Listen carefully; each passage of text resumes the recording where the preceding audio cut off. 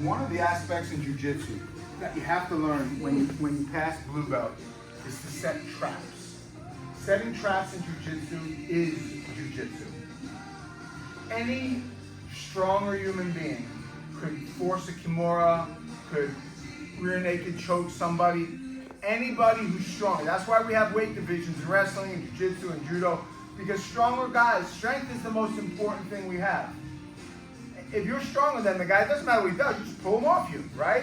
And then when you get to the upper echelon, and now the strength becomes similar, whoever has the better technique or the surprising move, that's who's gonna win the match, right? So I'm gonna show you guys over the next couple of weeks some traps to set that are going to help your game to set your own traps. I'm only gonna introduce you to the mind place. You guys are gonna have to set your own traps because everybody has a different position that they like. You guys in your head, you say, okay, I always submit my guys with, is it a heel hook? Is it a rear naked? Okay, well, you guys have to figure out what your position is, and then how do I get there if I'm not stronger than the guy? If the guy doesn't make a mistake. You guys know what I'm saying? I'm gonna show you something that I do here that sets traps that I've done to almost everybody in here that I've rode with. I'm in a guy's half guard, and he's got either the knee shield in, or he's pulling, it really doesn't matter. If you guys come onto this side here, I turn my arm out and expose my elbow. You see what I just did there? I'm here, and I go like this. I make believe that I'm trying to fold him up or push him or smash him, but all a guy's gonna see is a kimura. So I let him get that kimura deep and strong. He gets it. Oh man, I drop my arm down. I let my elbow get all the way taken. I even put my arm on the mat. I keep my hand on his hip though. That's very, very important. And when he has that thing deep and he starts to torque it, I push upward.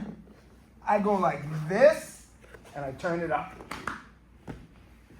It's called the reversing the kimura. Listen guys, it's a lot more complicated than it looks. It has these weird motions that you have to do with your body.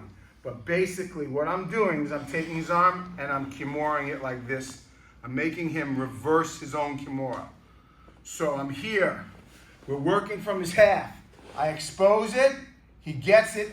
As soon as I see him shoot it, he thinks, this guy's such an idiot. I even put it as deep in there as possibly can. What? He gets it as deep as he can, and as he torques it, I drive my shoulder under his armpit.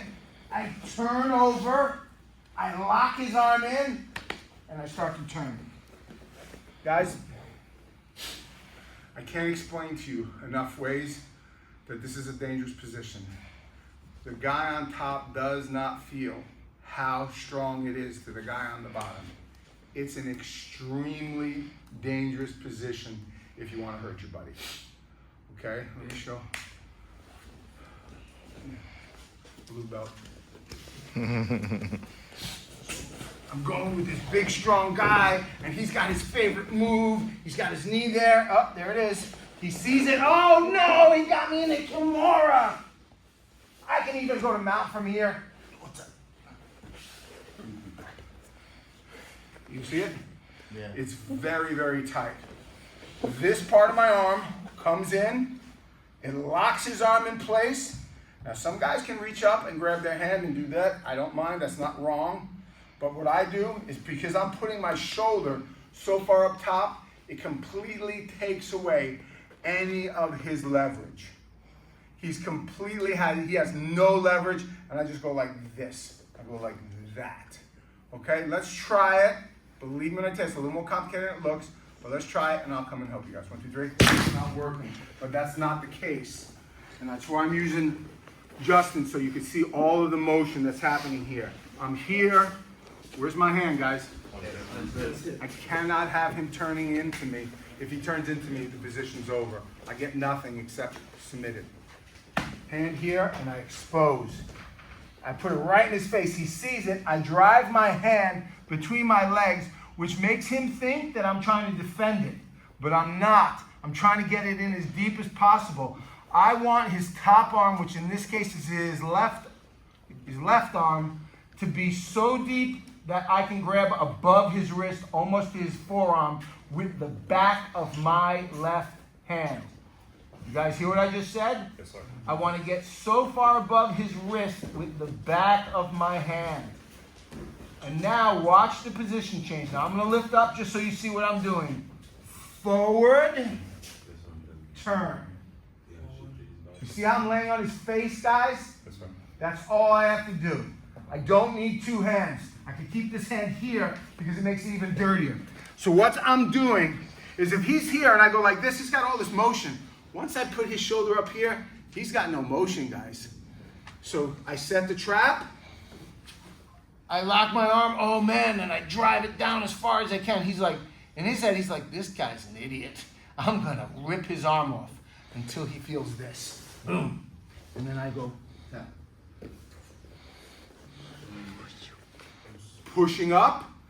Ideally, guys, and this is what I do in tournaments, is I smash the guy's face with my hip. He's like that, my hip bone's in his face, it should be like this. And his arm is locked in place, and then when I turn to turn up and out, it's a Kimura, that's what it is.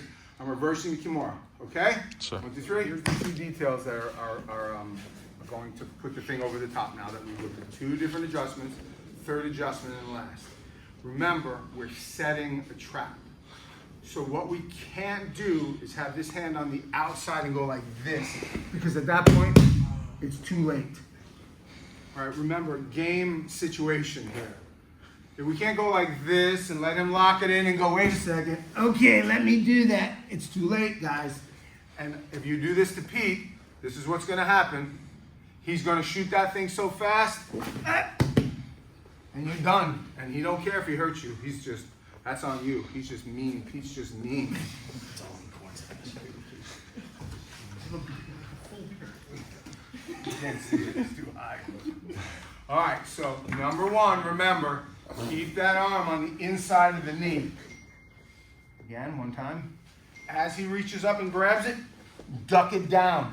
It makes him think that you are defending it when you're not. You're setting it.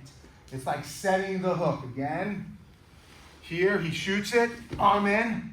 He's now, because he thinks you try to defend it, he's going to grab it as deep as he possibly can.